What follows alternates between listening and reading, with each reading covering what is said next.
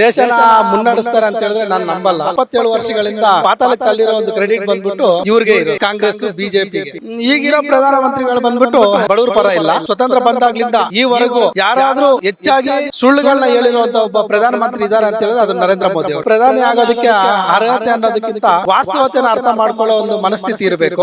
ಸುಳ್ಳು ಭರವಸೆಗಳನ್ನ ಕೊಡಲ್ಲ, ಯಾರ ಮೇಲೇನೂ ಅವಲಂಬಿತರಾಗಬಾರ್ದು ನಮ್ಮ ಜನ. ಹನುಮಂತ ಇದ್ನೋ ಇಲ್ವೋ ಯಾರು ನೋಡಿಲ್ಲ. ಪುರಾಣಗಳನ್ನ ಇಟ್ಕೊಂಡು ಇವರು ವಾಸ್ತವತೆ ಜೀವನನ ಹಾಳು ಮಾಡ್ಕೊಂತ ಇದ್ದಾರೆ. ಕೆಲವರೆಲ್ಲ ಯುವಕರು ಪೊಲಿಟಿಕಲ್ ಆಗಿ ಇವರು ದೇವರುಗಳ ಹೆಸರುಗಳನ್ನ ಇಟ್ಕೊಂಡು ಧರ್ಮಗಳ ಹೆಸರುಗಳನ್ನ ಇಟ್ಕೊಂಡು ಯುವಕರ ಜೀವನಗಳನ್ನ ಹಾಳು ಮಾಡ್ತಾ ಇದ್ದಾರೆ. ಸಾಮಾನ್ಯವಾಗಿ ಇರುವಂತ ಮನುಷ್ಯ ಜಾತಿ ಧರ್ಮಗಳ ಮೇಲೆ ಹೋರಾಟ ಮಾಡೋ ಅವಶ್ಯಕತೆ ಇಲ್ಲ. ಉತ್ತಮವಾದ ಸಮಾಜನ ನಿರ್ಮಾಣ ಮಾಡೋದಕ್ಕೆ ಇರುವಂತ ಒಂದು ಅವಕಾಶ ರಾಜಕೀಯ.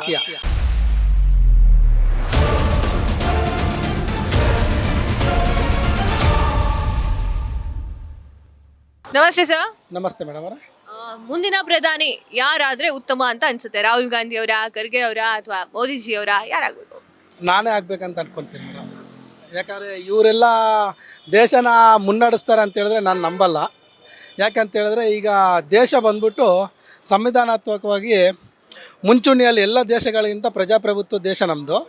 ಇನ್ನೂ ತುಂಬ ಮುಂಚೂಣಿಯಲ್ಲಿ ಇರಬೇಕಾಗಿತ್ತು. ಅದನ್ನು ಪಾತಾಳಕ್ಕೆ 77 ವರ್ಷಗಳಿಂದ ಪಾತಾಳಕ್ಕೆ ತಳ್ಳಿರೋ ಒಂದು ಕ್ರೆಡಿಟ್ ಬಂದ್ಬಿಟ್ಟು ಇವ್ರಿಗೆ ಇರೋದು, ಕಾಂಗ್ರೆಸ್ಸು ಬಿಜೆಪಿಗೆ. ಯಾಕಂತ ಹೇಳಿದ್ರೆ ಸಂವಿಧಾನನ ಯಥಾವತ್ತಾಗಿ ಜಾರಿ ಮಾಡೋದ್ರಲ್ಲಿ ಟೋಟಲಿ ಫೈಲರ್ ಆಗಿದೆ ಈ ಪಕ್ಷಗಳು.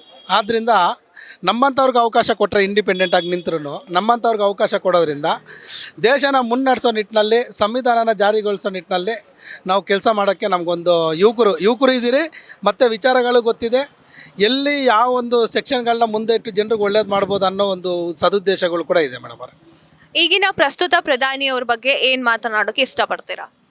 ಈಗಿರೋ ಪ್ರಧಾನಮಂತ್ರಿಗಳು ಬಂದ್ಬಿಟ್ಟು ಇರೋರ ಪರ ಇದ್ದಾರೆ. ಅವರು ಬಡವ್ರ ಪರ ಇಲ್ಲ.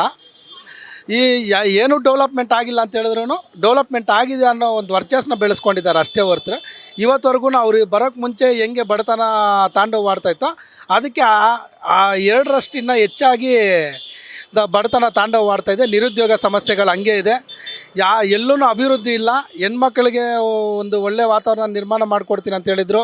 ಮತ್ತು ನಿರುದ್ಯೋಗಿ ಒಂದು ಸಮಸ್ಯೆನ ನಿವಾರಣೆ ಮಾಡ್ತೀನಿ ಅಂತ ಹೇಳಿದರು. ಆರ್ಥಿಕವಾಗಿ ಎಲ್ಲರೂ ಬೆಳೀತಾರೆ, ಅದಕ್ಕೆ ನಾನು ಮುಂದೆ ನಿಂತು ನಾನು ದೇಶನ ಮುನ್ನಡೆಸ್ತೀನಿ ಅಂತ ಹೇಳಿದರು.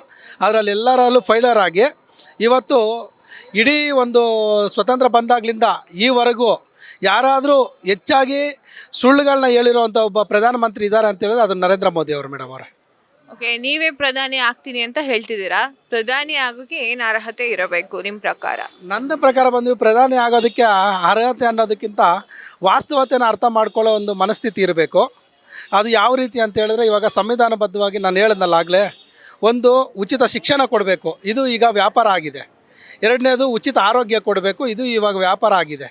3ನೇದು ಎಲ್ಲ ಬಡತನ ನಿರ್ಮೂಲನೆ ಆಗಬೇಕಂತ ಹೇಳಿದ್ರೆ ಪ್ರತಿಯೊಬ್ಬರಿಗೂ ವಸತಿ ಕೊಡಬೇಕಾಗಿತ್ತು, ವಸತಿ ಕೊಡೋದ್ರಲ್ಲಿ ಫೈಲರ್ ಆಗಿದೆ. ಮತ್ತು ಎಲ್ಲ ಸರ್ಕಾರಿ ಕಚೇರಿಗಳಲ್ಲೂ ಸರ್ಕಾರಿ ಎಂಪ್ಲಾಯ್ಸ್ ಇರಬೇಕಾಗಿತ್ತು, ಎಲ್ಲರನ್ನೂ ಖಾಸಗಿ ಅವ್ರು ಇಟ್ಟುಬಿಟ್ಟು ಸರ್ಕಾರಿ ವ್ಯವಸ್ಥೆನ ಹಾಳು ಮಾಡಿದ್ದಾರೆ. ಇದನ್ನು 4 ನಾನು ಸರಿ ಮಾಡಿದ್ನಂದರೆ ಎಲ್ಲರೂ ಸ್ವಾಭಿಮಾನದಿಂದ ಬದುಕ್ತಾರೆ. ಸ್ವಾಭಿಮಾನದಿಂದ ಬದುಕೋದ್ರಿಂದ ಪ್ರತಿಯೊಬ್ಬನೂ ಯಾವುದು ಗ್ಯಾರಂಟಿಗಳಿಗೆ ಆಸೆ ಪಡೋ ಒಂದು ವಾತಾವರಣ ಇರಲ್ಲ.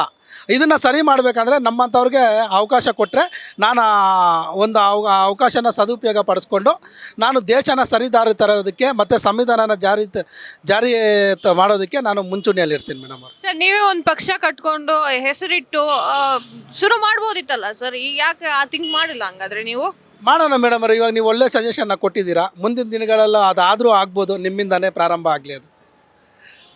ಹಾಗಾದ್ರೆ ಜನಗಳಿಗೆ ಭ್ರಷ್ಟಾಚಾರ ಮುಕ್ತ ಮಾಡ್ತೀರಾ ಅಂತ ಆಯ್ತು ನೀವು ಪ್ರಧಾನಿ ಆದ್ರೆ? ಖಂಡಿತವಾಗ್ಲೂ ಮೇಡಮ್ ಅವರೇ, ಸ್ವಾಭಿಮಾನದಿಂದ ಬದುಕೋದು ಕಳಿಸ್ಕೊಡ್ತೀನಿ ಮೇಡಮ್ ಅವರೇ. ಅದನ್ನಂತೂ ನಾನು ನೇರವಾಗಿ ಮಾಡ್ತೀನಿ. ಸುಳ್ಳು ಭರವಸೆಗಳನ್ನ ಕೊಡಲ್ಲ. ಸಂವಿಧಾನ ಏನು ಕೊಟ್ಟಿದೆ ನಮಗೆ ಪ್ರಜಾಪ್ರಭುತ್ವ ದೇಶದಲ್ಲಿ, ಅದನ್ನು ನಾನು ಯಥಾವತ್ತಾಗಿ ಜಾರಿ ಮಾಡೋದಕ್ಕೆ ಮುಂಚೂಣಿಯಲ್ಲಿದ್ದು ಕೆಲಸ ಮಾಡ್ತೀನಿ. ಯಾರ ಮೇಲೇನೂ ಅವಲಂಬಿತರಾಗಬಾರ್ದು. ನಮ್ಮ ಜನ ಕಷ್ಟಪಟ್ಟು ದುಡಿತಾ ಇದ್ದಾರೆ, ಅದನ್ನು ಸ್ವಾವಲಂಬನೆಯಿಂದ ಅವ್ರ ಜೀವನ ನಡೆಸ್ಕೊಂಡು ಹೋಗೋದಕ್ಕೆ, ಸ್ವಾಭಿಮಾನದಿಂದ ಆತ್ಮಗೌರವದಿಂದ ಬದುಕೋದಕ್ಕೆ ನಾನು ಅವಕಾಶ ಮಾಡಿಕೊಡ್ತೀನಿ ಮೇಡಮ್ ಅವರು. ಸರ್, ಇನ್ನೊಂದು ವಿಚಾರ ಹೇಳಬೇಕು ಅಂತಂದ್ರೆ, ಈಗ ಮಂಡ್ಯದಲ್ಲಿ ಒಂದು ಗಲಾಟೆ ಆಯಿತು.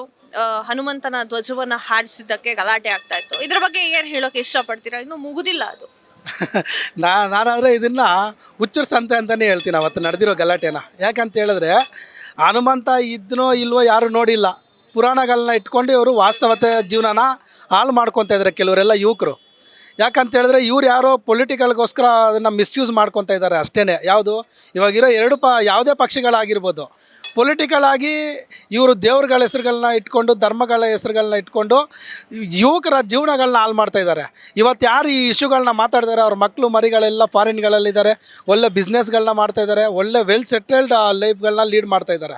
ಆದರೆ ಇದ್ರ ಹೋರಾಟಗಳನ್ನ ಮಾಡ್ತಾ ಇದ್ದಾರೆ ಗೊತ್ತಾ, ಜಾತಿ ಧರ್ಮಗಳ ಮೇಲೆ ಹೋರಾಟಗಳನ್ನ ನಡೆಸ್ತಾ ಇದ್ದಾರಲ್ಲ, ಅವರೆಲ್ಲ ಮಕ್ಕಳುಗಳು ಬಂದುಬಿಟ್ಟು ಅವರೆಲ್ಲ ಜೀವನಗಳನ್ನ ಹಾಳು ಮಾಡಿಕೊಂಡು ಜೈಲುಗಳಲ್ಲಿ ಕಳೀತಾ ಇದ್ದಾರೆ, ಕೇಸ್ಗಳು ಹಾಕ್ಕೊಂಡು ಕೋರ್ಟ್ಗಳ ಸುತ್ತ ಅಳಿತಾ ಇದ್ದಾರೆ. ಅಂದರೆ ಒಬ್ಬ ಮನುಷ್ಯ ಸಾಮಾನ್ಯವಾಗಿ ಇರೋಂಥ ಮನುಷ್ಯ ಜಾತಿ ಧರ್ಮಗಳ ಮೇಲೆ ಹೋರಾಟ ಮಾಡೋ ಅವಶ್ಯಕತೆ ಇಲ್ಲ.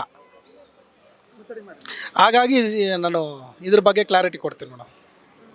ಇನ್ನೊಂದು ವಿಚಾರ ಹೇಳಬೇಕು ಅಂತಂದ್ರೆ ನಿಮ್ಮ ಥರನೇ ಒಂದು ಸ್ಟೂಡೆಂಟು ಮಾತನಾಡಿದ್ರು ನಮ್ಮ ಚಾನಲಲ್ಲಿ. ಏನು ಅಂತಂದರೆ ಇವಾಗ ಅವ್ರಿವ್ರು ಏನು ಮಾಡ್ತಾರೆ ಅನ್ನೋದು ಮುಖ್ಯ ಅಲ್ಲ, ನಾವು ಪ್ರಧಾನಿ ಆದರೆ ಏನು ಮಾಡಬೇಕು ಅನ್ನೋದು, ಪ್ರಧಾನಿ ಅಂದರೆ ಈ ದೇಶಕ್ಕೆ ನಾವು ಒಂದು ಯುವಕರಾಗಿ ಏನು ಮಾಡಬೇಕು ಅನ್ನೋದು ಮುಖ್ಯ ಆಗುತ್ತೆ ಅಂತ ಹೇಳಿದ ಒಬ್ಬ ಕಾಲೇಜ್ ಹುಡುಗ. ಈ ವಿಚಾರಕ್ಕೆ ಸಂಬಂಧಪಟ್ಟಂತೆ ನೀವು ತಾನು ಎಲೆಕ್ಷನ್ಗೆ ನಿಂತ್ಕೊತೀನಿ ಅಂತ ಹೇಳಿದ್ರಲ್ಲ, ಆ ವಿಚಾರಕ್ಕೆ ಸಂಬಂಧಪಟ್ಟಂತೆ ನೀವೇನಾದರೂ ಪ್ರಧಾನಿ ಆದರೆ ಏನು ಎಕ್ಸ್ಪೆಕ್ಟೇಷನ್ ನಾವು ಮಾಡಬಹುದು? ಅದೇ ಒಬ್ಬ ಹೇಳಿದ್ನಲ್ಲ ನಾನು, ಉಚಿತ ಶಿಕ್ಷಣನ ಮೊದಲನೇದಾಗಿ ಕೊಡ್ತೀನಿ, ಎರಡನೇದು ಉಚಿತ ಆರೋಗ್ಯನ ಕೊಡ್ತೀನಿ, ಮೂರನೇದಾಗಿ ಉಚಿತ ವಸತಿನ ಕೊಡ್ತೀನಿ, ಮತ್ತು ನಾಲ್ಕನೇದು ಬಂದುಬಿಟ್ಟು ಎಲ್ಲರಿಗೂ ಸರ್ಕಾರಿ ನೌಕರಿಗಳು ಸಿಗೋ ರೀತಿಯಲ್ಲಿ ನಾನು ಒಂದು ವ್ಯವಸ್ಥೆ ಮಾಡ್ತೀನಿ. ಇಲ್ಲಾಂದರೆ ಸ್ವಾವಲಂಬನೆಯಿಂದ ಬದುಕ್ತಾರೆ ಅಂದರೆ ವ್ಯಾಪಾರದ ವ್ಯವಸ್ಥೆಗೆ ಪೂರ್ತಿ ಅನುವುನ ಮಾಡಿಕೊಡ್ತೀನಿ. ಒಬ್ಬ ಮನುಷ್ಯ ಸ್ವಾಭಿಮಾನದಿಂದ ಬದುಕೋಕ್ಕೆ ಇಷ್ಟೇ ತಾನೇ ಬೇಕಾಗಿರೋದು. ಸಂವಿಧಾನ ಕೂಡ ಇದನ್ನೇ ತಾನೇ ಹೇಳಿರೋದು. ಇದನ್ನೇ ನಾನು ಯಥಾವತ್ತಾಗಿ ಜಾರಿ ಮಾಡಬೇಕಂತ ಹೇಳ್ತಾರೆ. ಪ್ರಜಾಪ್ರಭುತ್ವನ ಉಳಿಸೋ ಪ್ರಯತ್ನ ನಂದು ಅಷ್ಟೇ. ಒಂದು 200 ಜನ ಕರ್ಕೊಳ್ಳಿ, ಒಂದೊಳ್ಳೆ ಪಕ್ಷ ಕಟ್ಟಿ, ಅದಕ್ಕೊಂದೊಳ್ಳೆ ಹೆಸರಿಡಿ, ಮುಂದೆ ನಿಮ್ಮೂ ಕೂಡ ಏನು ಲೋಕಸಭಾ ಚುನಾವಣೆ ನಡೀತಾ ಇದೆಯಲ್ಲ 2047ವರೆಗೂ 100 ವರ್ಷ ಆಗುತ್ತೆ ಸ್ವತಂತ್ರ ಬಂದು, ಆ ಒಂದು ನಿಟ್ಟಿನಲ್ಲಿ ನಿಮ್ಮ ಪಕ್ಷನೂ ಕೂಡ ಬರಲಿ ಅಂತ ಆಶಿಸ್ತಾ ಇದ್ದೀನಿ. ಸೊ ಈಗಿನ ಯುವಕರನ್ನ ಪೊಲಿಟಿಕ್ಸ್ ಅಂತಂದರೆ ಹಿಂಜರಿತಾ ಇದ್ದಾರೆ, ಆ ಯುವಕರಿಗೆ ಏನು ಹೇಳೋಕ್ಕೆ ಇಷ್ಟಪಡ್ತೀರಾ? ನೋಡಿ, ಪಾಲಿಟಿಕ್ಸು ಒಂದು ರಾಜಕೀಯ ಅನ್ನೋದು ಬಂದ್ಬಿಟ್ಟು ಒಬ್ಬ ಉತ್ತಮವಾದ ಸಮಾಜನ ನಿರ್ಮಾಣ ಮಾಡೋದಕ್ಕೆ ಇರೋವಂಥ ಒಂದು ಅವಕಾಶ ರಾಜಕೀಯ. ಅದನ್ನು ಯಾರೋ ಇವಾಗ ಅದಕ್ಕೊಂದು ಎಕ್ಸಾಂಪಲ್ ಹೇಳ್ತೀನಿ ನಾನು. ಲಾಸ್ಟ್ ಟೈಮ್ ಒಂದು ವಿಚಾರ ಬಂತು ಏನು ನನ್ನ ಗಮನಕ್ಕೆ, ನಾಯಿಗೆ ಮತ್ತು ಒಂದು ಕತ್ತೆಗೆ ಪೈಪೋಟಿ ಇಡ್ತಾರೆ. ಪೈಪೋಟಿ ಇಟ್ಟಾಗ ನಾಯಿ ಅಂದ್ಕೊಳ್ಳುತ್ತೆ ನಾನು 100% ನಾನು ಗೆಲ್ತೀನಿ, ನಾನು ಓಡೋ ಸ್ಪೀಡು ನನಗೆ ಇದೆ, ನಾನು ಗೆಲ್ತೀನಿ, ಕತ್ತೆ ಆದರೆ ಓಡೋಕ್ಕಾಗಲ್ಲ ಅಂತ. ಆದರೆ ಆ ನಾಯಿಗೆ ಗೊತ್ತಿರಲ್ಲ ನಾನು ಓಡ್ತಾ ಇದ್ದೀನಲ್ಲ, ನನಗೆ ನಂತರ ಇರೋಂಥ ನಾಯಿಗಳೇ ಅಡ್ಡ ಬರುತ್ತೆ ಪ್ರತಿ ಗಲ್ಲಿಯಲ್ಲೂ, ನನ್ನ ಮುಂದೆ ಹೋಗೋಕೆ ಬಿಡೋಲ್ಲ, ನನ್ನ ಕಾಲು ಎಳಿತದೆ ಅಂತ ಆ ನಾಯಿಗೆ ಗೊತ್ತಿಲ್ಲ. ಆದರೆ ಕತ್ತೆಗೆ ಯಾರೂ ಕಾಂಪಿಟೇಷನ್ ಇಲ್ಲ, ಆ ಕತ್ತೆ ಹೋಗಿ ರಾಜ್ಯಭಾರ ಆಡುತ್ತೆ. ಅಂದರೆ ಇಲ್ಲಿ ನಮ್ಮ ನಾಯಿಗಳ ಹತ್ರ ಕಿತ್ತಾಡ್ಕೊಂಡಿರೋಕ್ಕೆ ನಮಗೆ ಸರಿ ಹೋಗುತ್ತೆ. ಕತ್ತೆಗಳ್ತಾ ಇರೋಂಥ ವ್ಯಕ್ತಿಗಳು ಹೋಗ್ಬಿಟ್ಟು ರಾಜ್ಯಾಡಳಿತ ನಡೆಸಿದಾಗ ದೇಶ ಎಲ್ಲೂ ಮುಂಚೂಣಿಗೆ ಬರೋಕ್ಕೆ ಅವಕಾಶ ಇರುತ್ತೆ. ಆದ್ದರಿಂದ ನಾನು ಎಲ್ಲರಿಗೂ ಹೇಳೋದು ಇಷ್ಟೇ, ಒಳ್ಳೆ ಸದ್ಗುಣ ಇರೋವಂಥ ಒಳ್ಳೆ ಉತ್ತಮ ಸಮಾಜನ ಬಯಸೋವಂಥ ಯುವಕರಾಗಲಿ ವ್ಯಕ್ತಿಗಳಾಗಲಿ ಮುಂಚೂಣಿಗೆ ಬನ್ನಿ, ರಾಜಕೀಯದಲ್ಲಿ ಪಾಲ್ಗೊಳ್ಳಿ.